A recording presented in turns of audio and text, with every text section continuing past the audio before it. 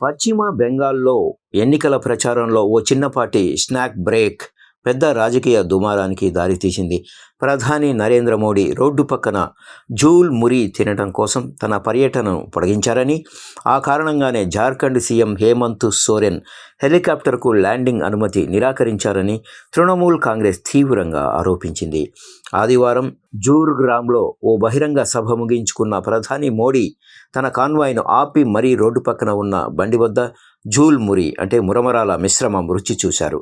ఓ సాధారణ వ్యక్తిలా వ్యాపారస్తుడితో ముచ్చడిస్తూ ఉల్లిపాయలు వేస్తారా అని అడిగి తెలుసుకున్నారు. అనంతరం తన జోబిలో నుంచి డబ్బులు తీసి చెల్లించడం అక్కడున్న వారిని ఆశ్చర్యపరిచింది. ఈ ఘటనకు సంబంధించిన ఓ వీడియో సోషల్ మీడియాలో వైరల్ అయింది. అయితే ఈ ఘటనపై టీఎంసీ తీవ్ర స్థాయిలో మండిపడింది. కేవలం ఫోటోషూట్ల కోసమే ప్రధాని తన పర్యటనను అనవసరంగా పొడిగించారని, దానివల్లే జార్ఖండ్ సీఎం హేమంత్ సోరెన్ ఆయన భార్య ప్రయాణిస్తున్న హెలికాప్టర్కు ల్యాండింగ్ క్లియరెన్స్ లభించలేదని ఆరోపించింది.